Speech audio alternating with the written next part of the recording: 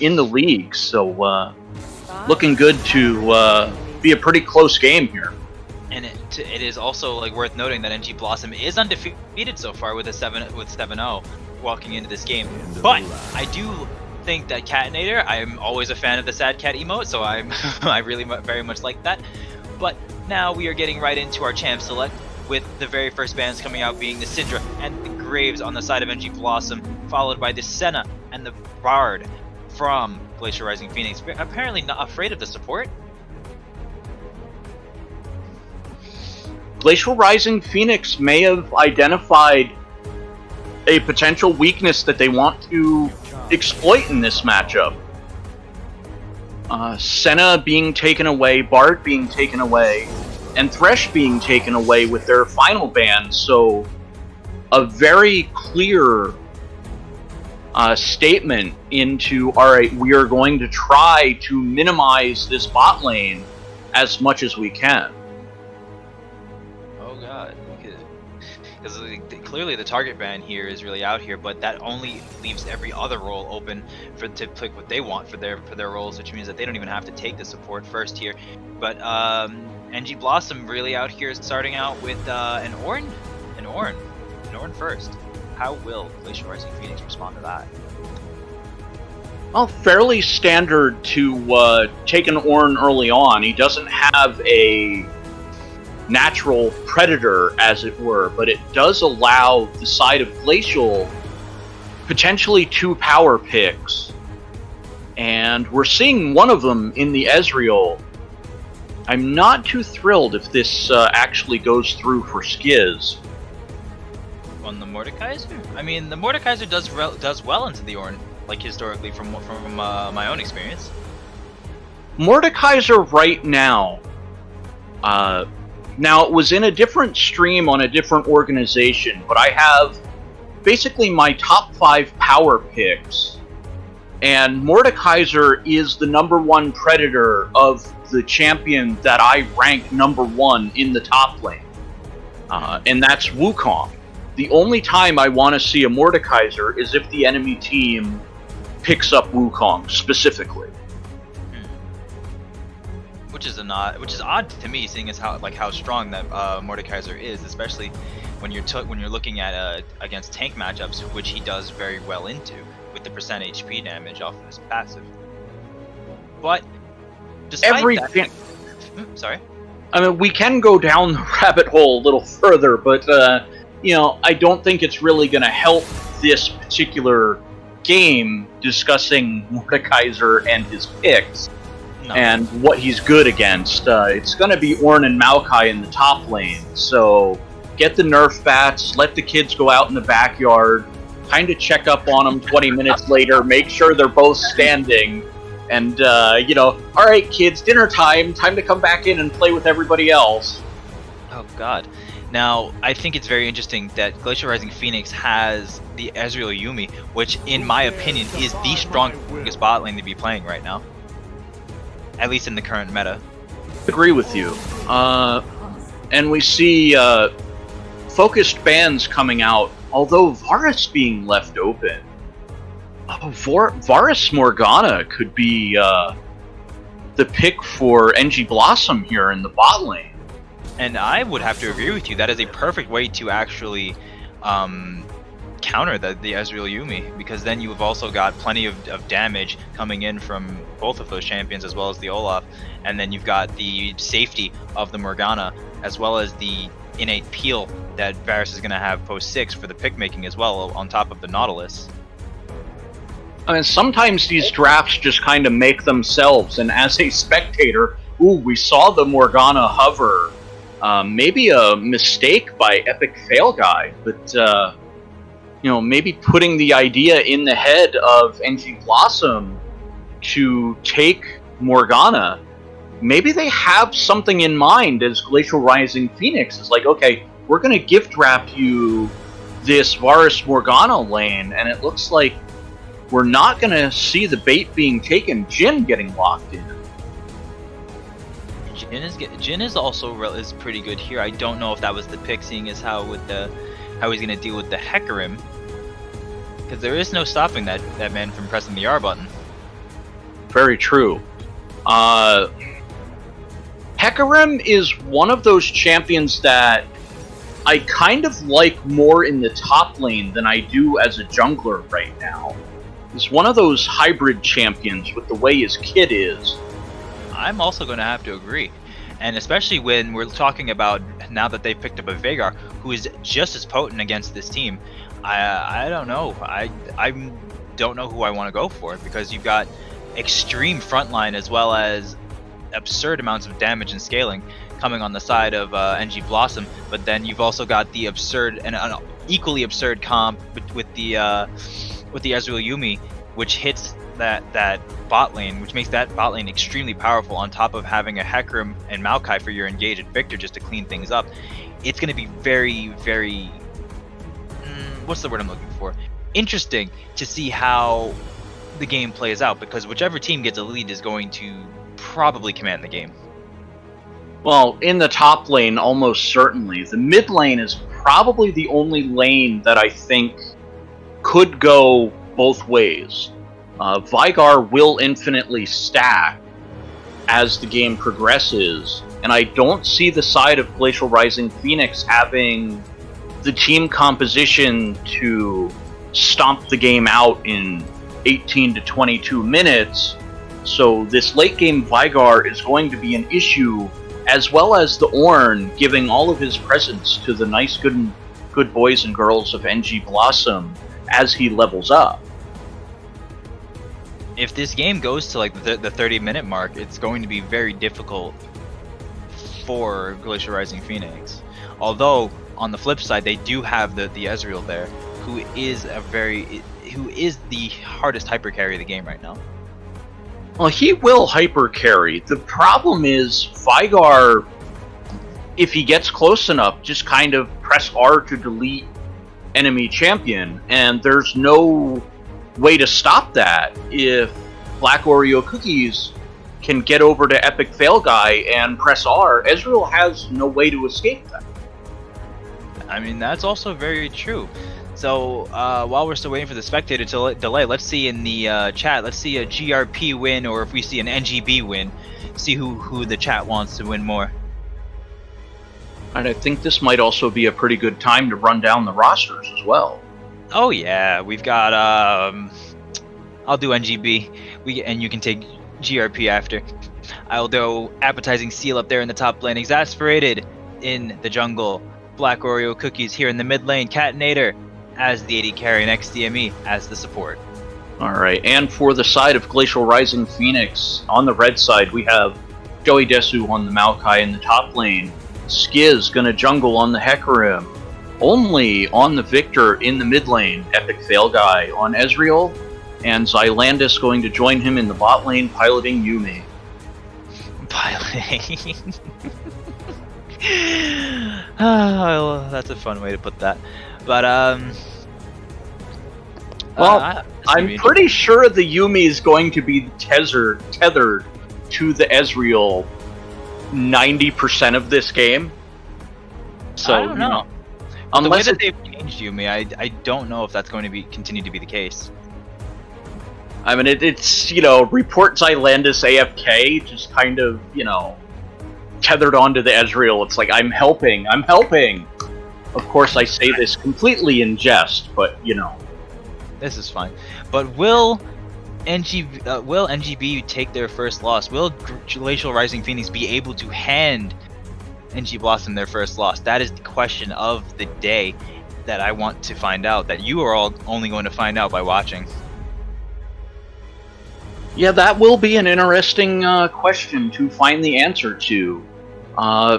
While I look at things as the spectator delay expires, I do give the advantage to NG Blossom going into this game. Glacial Rising Phoenix, I feel, has to win the game early.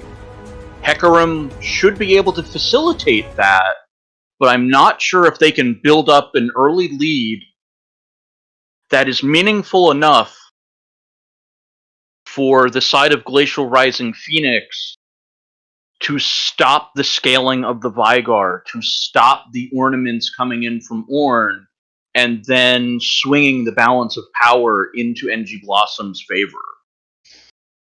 A lot of their damage is going to come like later into the game is going to come from the Veigar, so that's going to be a fun one because they do have the tools to protect him as well.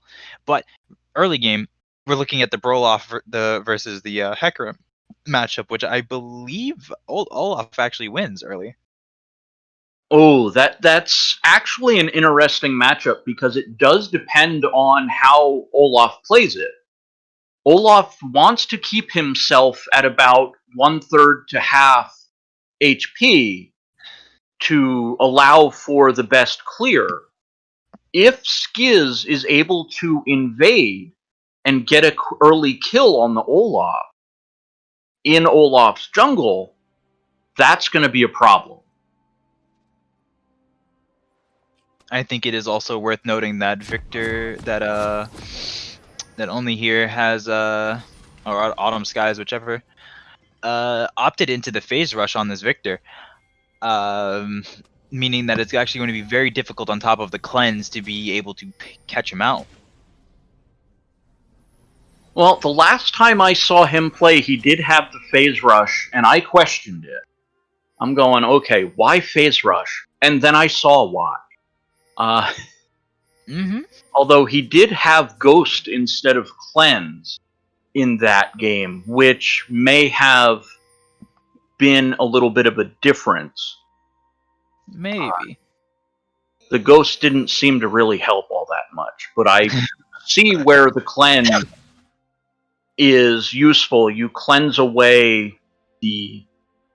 I want to get the proper name for it, I believe. The Event Horizon from Veigar? Yes. What we almost always call the baby cage, the Event Horizon. Because there's the Deadly Flourish coming from Jhin, there's the Dredge line coming from Nautilus that you can also do if you time that properly. There's the Twisted Advance from Joey Desu's Maokai. Like, there's a lot of different tools. Even the Fear off of the Onslaught, the Spectral Onslaught. Oh, no, that's not what it's called. It's called Onslaught of Shadows, my bad. On the Hecarim Ultimate. Yeah, we don't have to worry about Joey Desu and Skiz messing with Only, but they are definitely things that could be cleansed if, let's say, for example, Black Oreo Cookies were to have to face down the Twisted Advance.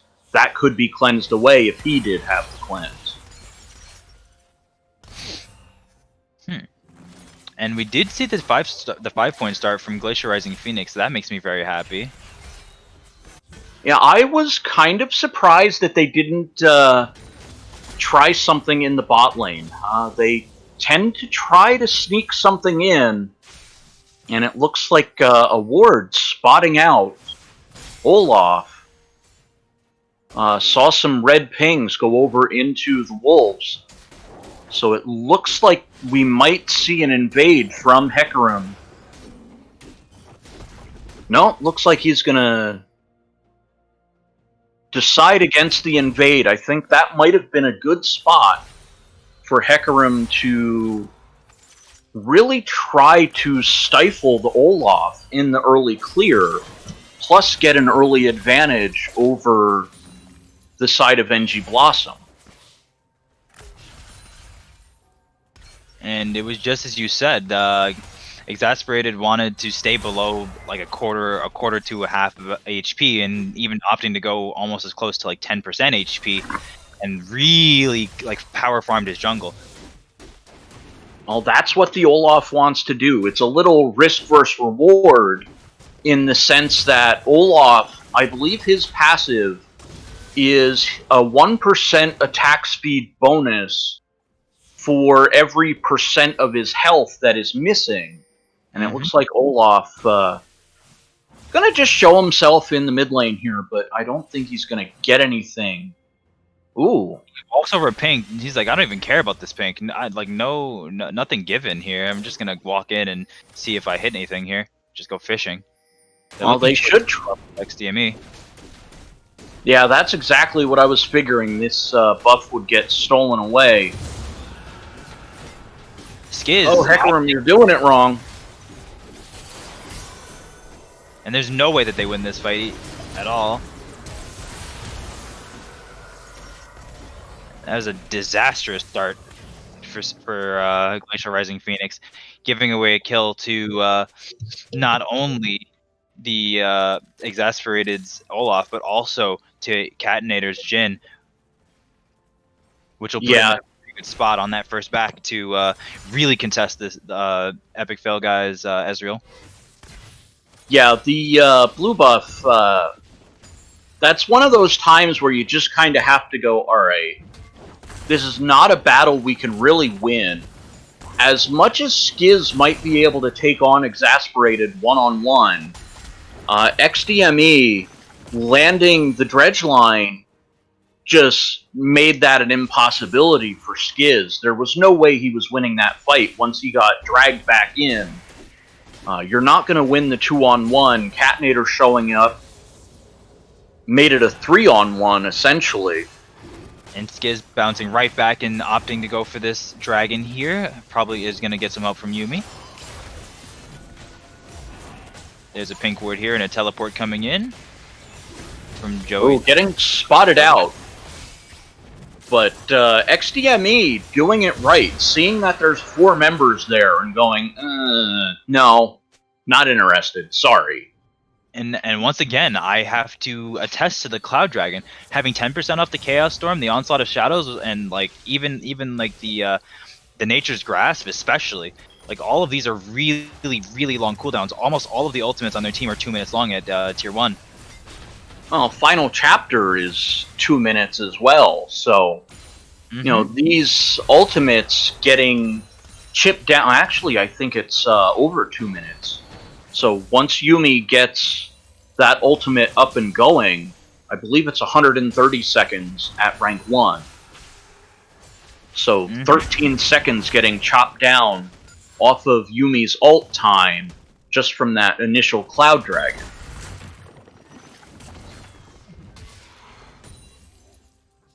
Which, I mean, it's not as important for, or to have for NG Blossom, but we'll see how that comes into play later into the game, because remember, Ornn's ultimate is a 2 minute 20-second cooldown at rank 1, and without any cooldown reduction. And that's going to be that alongside the depth charge, which is also a 2 minute XDME's depth charge. The Nautilus ultimate is also a 2 minute cooldown at the start. So they did have some really long ultimates to start the game out. Well, if you can use your ultimate more often than the opponent, that just gives you the resource advantage to hopefully leverage in your favor. Just, you know, no differently than the bottom side using all of their summoner spells. I believe XDME might have Ignite back up, but both flashes are down, and it would be ideal if Glacial Rising Phoenix could take advantage of that. I would like to see Skiz in the bottom lane trying to leverage the summoners. Epic Fail Guy still has flash. Maybe even rotate for a dive, but Skiz is here. You know, Skiz looks to be making their way into the bottom lane, so I approve of this play, and it looks like, oh, here we go. Oh, stopping the dredge line to make sure that XDME does not escape here. But it seems as though Exasperated is also here to make sure that Catenator does not go down as well. Wow, even still, mission accomplished as far as I'm concerned. Getting the advantage where you can. XDME getting a little too far forward and paying for it. Ooh, huge fight in the top lane. Joey Desu able to force Appetizing Seal to miss his ultimate, which will keep Joey Desu alive. Ooh, wow. I was watching the continuation of the fight in the bottom lane. It looked like Catenator tried to find a return kill, but unable to get Epic Fail Guy. Did get the flash. So now we'll see the side of NG Blossom with the summoner advantage. Their flashes are just about to come back up if they've not come back already, and Epic Fail Guy just used his to avoid the curtain call from Jin. Although the Ignite being used by XDME is kind of huge, because now they won't have anything to stop Xylandis from essentially full healing Epic Fail Guy in a fight. Or anybody, really. But we'll see how this turns out. Hopefully an Executioner's or a Bramble Vest or some kind of healing reduction is picked up soon for Yuumi. Well, I don't see who would actually be able to get it. At least for now, Jin is kind of looking like a Build-A-Bear workshop with, the BF sword and the pickaxe make me think he's going Infinity Edge, and then he picked up a dagger, and I'm going, wait a second. Now I'm a little more confused as to what exactly he's going for. It might still be the Infinity Edge. Maybe prioritizing boots more so than finishing that traditional first item. Now, something I see a lot of players do is just pick up pieces just to have them that they're going to have later into the game. But because it's very possible. But before it gets to that, there's Exasperated is going to spot out Skiz here in the top side of the jungle. But in the Chaos Storm being used by only here in the mid lane against, I think, just to clear the minion wave. But yeah, we do see a lot of times where players will pick up single pieces or something like that. Exasperated not even caring that he walked over a pink ward while starting this dragon up. Because nobody is here to contest him. Which means that the Ocean Drag, which is rumored to be, or thought to be of, as one of the most influential dragons in the game. Well, definitely when it comes to an Ocean Soul, absolutely the most powerful. Without any kind of question in my mind. But that kind of sustain in fights is invaluable. Oh, very much so. It's like, oh, you have a Warmogs, and you have a Warmogs, Everyone has a Warmog. Yeah, exactly. But unlike our last game, we had the same two Drakes to start off with a Cloud and followed by Ocean, but we're going to see an Infernal Soul instead of a Mountain Soul come through. And they're not really shutting down the Ezreal here, despite this Rift Herald being popped down here, which means that this bot tower is going to go down. There's no one really here to contest this. If anything, they did the Ezreal a bit of a favor by extending the lane, because now it's like, okay, I can just kind of sit back here, much further back, farm myself, into oblivion at this point, because Ezreal can just kind of freeze things where he's at. And being down a kill and 20 CS is give it about a 1,400 gold difference between the 80 carries now. Infinity Edge picked up by Catnator's Jhin.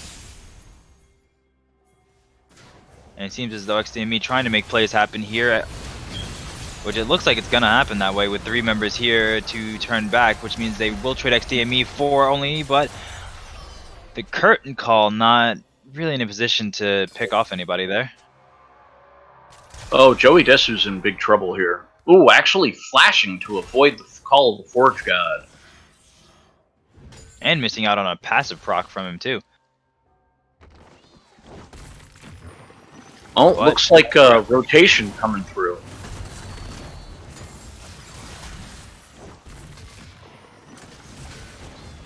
And that's very easily going to be a kill over to Black Oreo Cookies, which is not what you want to see right now.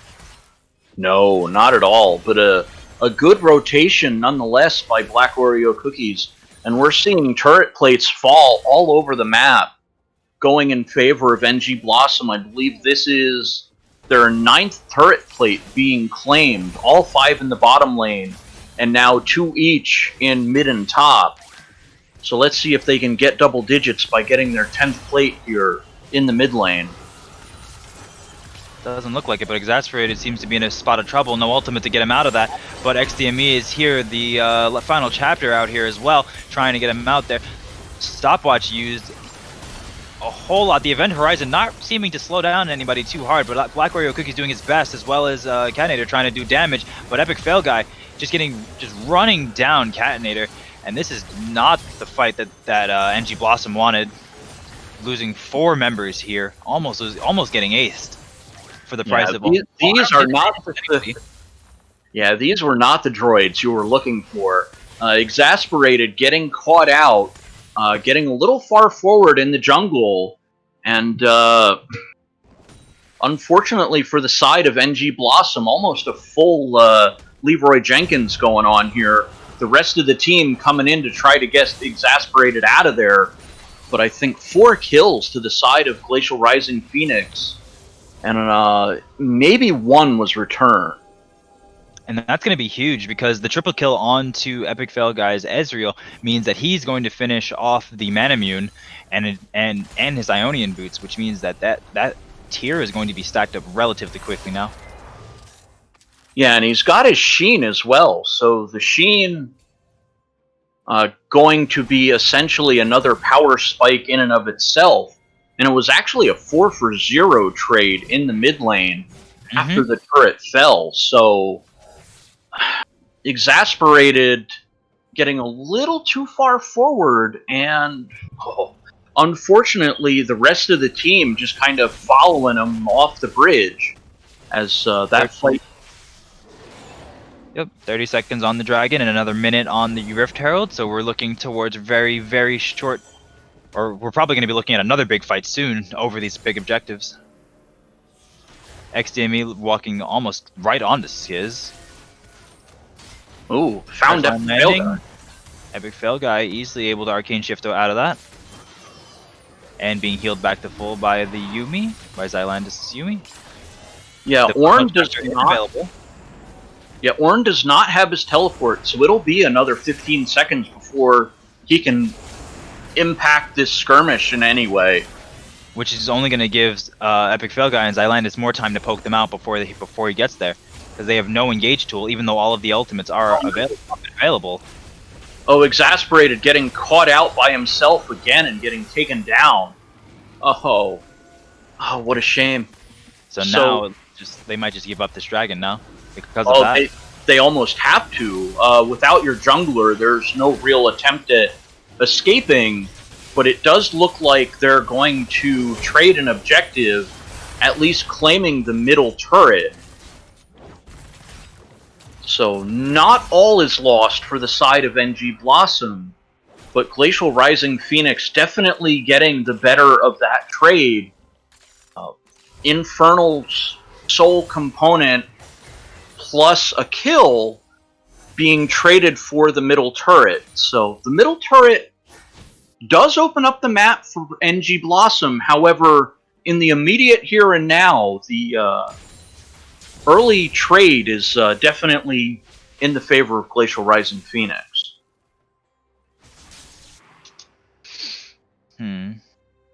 So it's not like too crazy across the board. The gold differences is still 2,000 in favor of NG Blossom, with being down an Infernal Dragon, which can quickly be made up. But it seems like another fight's happening. Joey Desu a little bit away from his turret, being caught out here by Exasperated and Appetizing, but it doesn't look like he's going to be able to get away here.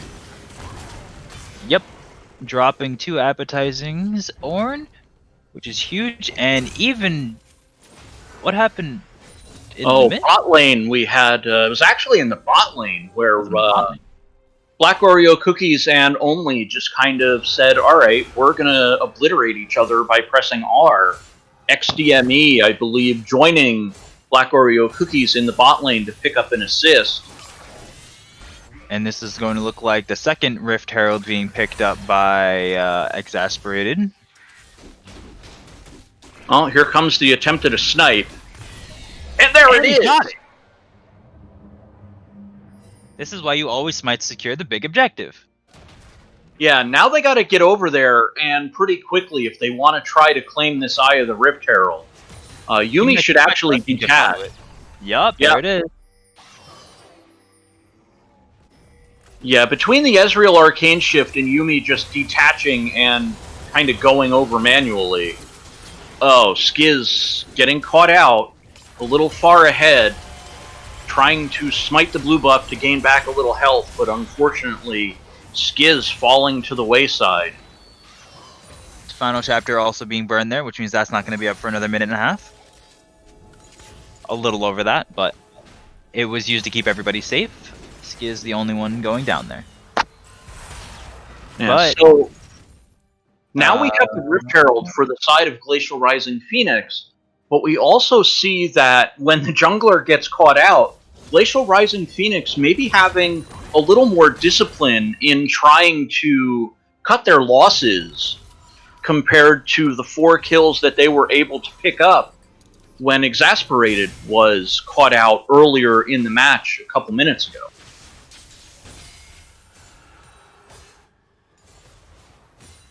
But we are seeing a completed Iceborne Gauntlet, so once again we're looking for the cheaper build on the Epic Fail Guys Ezreal.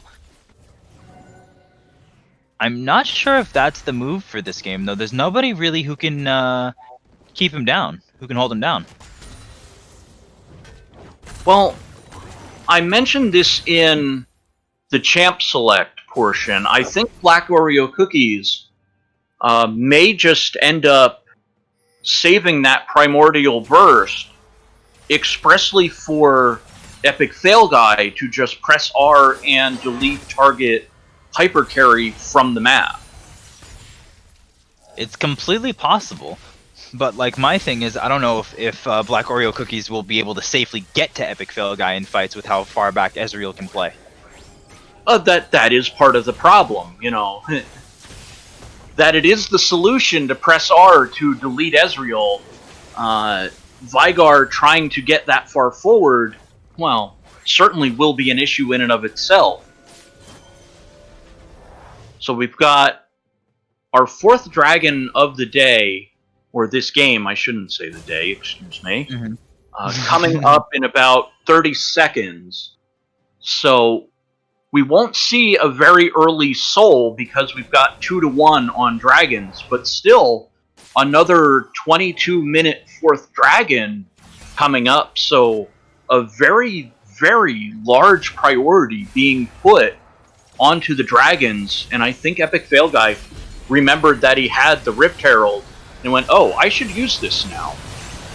Big fight breaking out, Dredgeline landing on Epic Fail Guy. Looks like he might be able to escape with his life. Epic Fail Guy not able to escape with his life despite everything else because XDME's lockdown was actually just that good, even with Zylandis popping everything he had for him.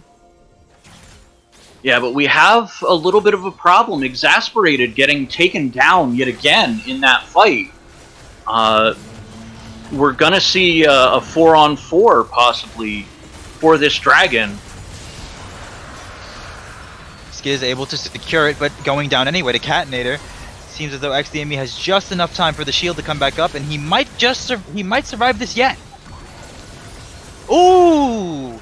Zylandis detaching at just the wrong time, just long enough for Catinator to take him out, and it seems as though Black Oreo Cookies and Catinator are just going to be able to walk through this fight.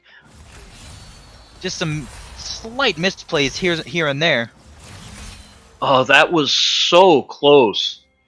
You kind of go, oh, Skiz, if he could get that charge, that would have been a completely different fight. But NG Blossom correctly realizing that Skiz was in a vulnerable spot and taking him down, even though we're on soul point for Glacial Rising Phoenix, the fight goes over to NG Blossom, and it might even be a Baron as well.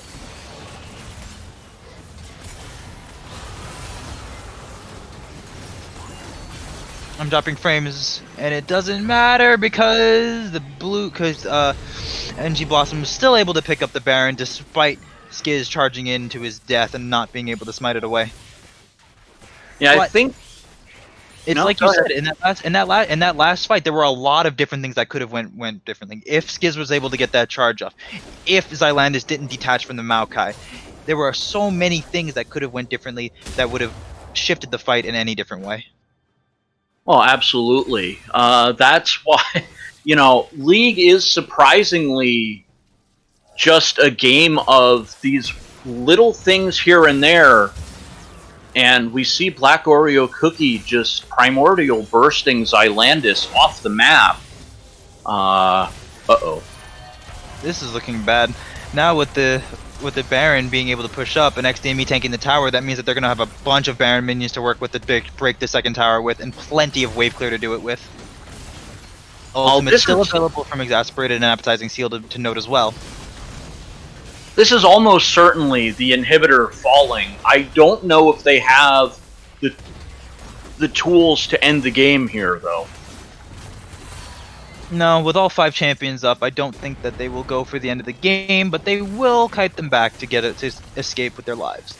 But even with the mid inhibitor being down, that it applies a lot of pressure to the rest of the map.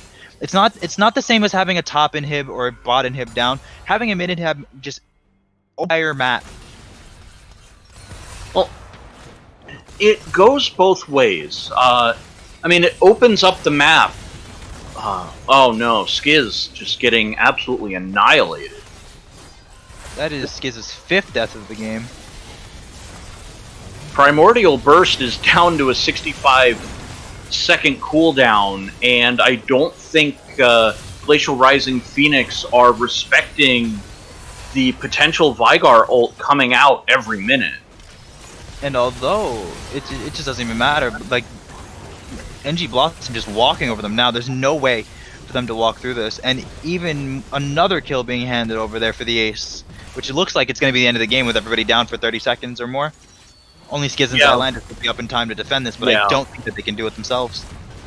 No, minions are already in the base, and Skiz has no real entry point into this fight, so unfortunately that's going to do it for our final game, as NG Blossom, a little bit of a rocky go of things, hitting a couple bumps in the road, but able to take the victory, and I believe this will end the first go-through of the double round robin, with NG Blossom holding a perfect 8-0 record.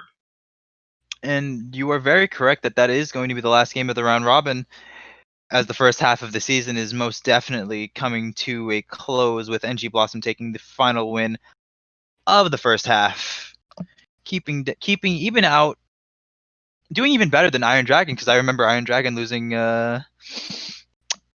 dropping a game here. Well, I think again, think Iron Dragon being shown as 6-2 after the gameplay of the first round robin. NG Blossom with a 2-game lead over Iron Dragon. It's a lot. It's a lot. Like especially like when you're looking at the standings, like Iron Dragon has taken 2 losses, which is much different than from what we've seen last split. But even with that, they are still ahead of the rest of the competition as 1 and 2. That's very true, and they've put a little bit of distance between themselves and that next tier, Glacial Rising Phoenix falling to 4-4, and with the loss in the previous game, Kisses for Cats falling to 4-4 as well. And it seems as though we've been able to grab Black Oreo cookies here for the interview. How are you doing today? Good. How are you guys doing? I'm chilling. But look, take me through that game. Tell me what you were thinking, like how you and your team wanted to play the game. Okay, so we were definitely a scaling comp, but we realized our mid game was definitely better than their team because Victor just outscales Veigar and Ezreal does slightly better than Jhin. So we definitely had to play our mid game really strong, and that's what our strength is: the mid game into a close, which we've done time and time again. So we executed pretty well. Our early game was a little rocky, losing a couple of dragons and getting caught a couple of times. But I think the mid game we closed out really well, so I'm pretty satisfied by our performance. Now, if you were to name the MVP of the game, for who would you say it was? Would you say it'd be yourself? Feel free to say it's yourself. I definitely think I played really well this game, especially catching out a lot of the enemy team, like the Yuumi, the Hecarim. We basically staggered them really hard, right? And we just gave them no breathing room. So we played off that. Frico, you got any questions? Were you afraid that Glacial Rising Phoenix was going to, come back into this game? They were on Soul Point, I believe. Was that a concern? Yes, I mean we were definitely on a clock, right? So when Ezreal got that triple, I forgot when exactly. It was pretty scary, because they still scaled really well. So that was a little scary. But when Ezreal killed Olaf, I think, and they traded for Ezreal, I think that was really good for us because they fought for a 4v5, I think, and we won that. So that was like the start of the Baron play. Mm-hmm. Yeah. But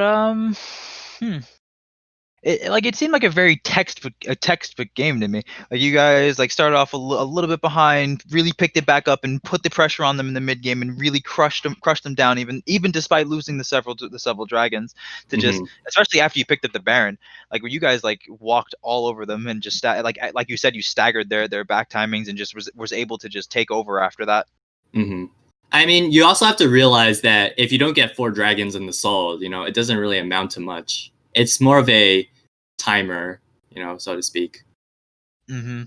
So now the other thing that I want to know is how you played alongside XDME, because there were a lot of times where you and XDME or you and appetizing were just doing your own thing, like in these 2v3 3v3 skirmishes that I saw a couple times that really put you ahead.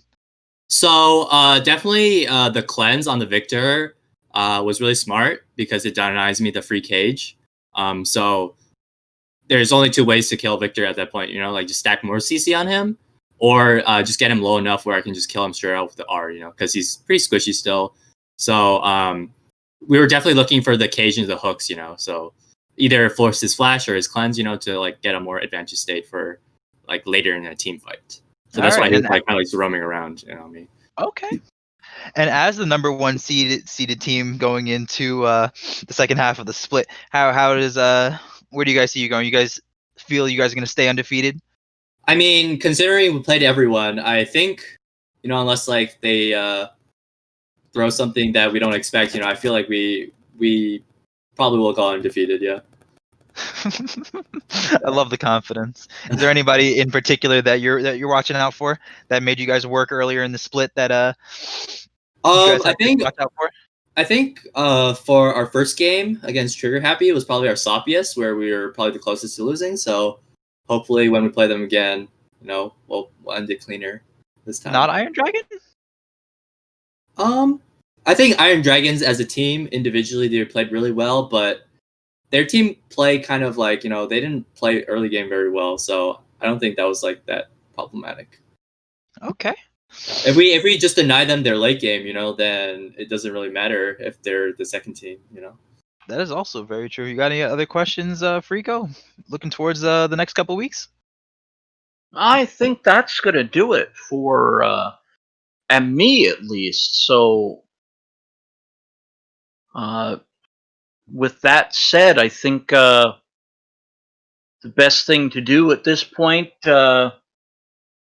well done on the Vigar play. Thank you. Now, I was a little worried that you weren't going to be able to build up, and then next thing you know, you're just pressing R to delete everyone just about once a minute after, I think it was your rank 2 ult came into play. Yeah. But thank you so much for allowing us to interview you today, but that will do it for the rest of today's work. All right. Thank you very much. Not a problem. Not a Good problem. luck the rest of the way. See you guys. Good luck the rest. And that'll do it for the Ascendant League Series Week 5, Day 1. We have a good series of games tomorrow that we have to worry about, but for the time being, keep those eyes and ears open. We've got plenty to look forward to, and I will see you all in the next one. I am, once again, your host, Brown and Autumn, with my boy over here, Frico. And I will be back for those early games tomorrow. So, hopefully I'm not too annoying to everybody around me. And, you have me back a couple more times as this goes forward. But until tomorrow, I will see you guys then. See you on the next one.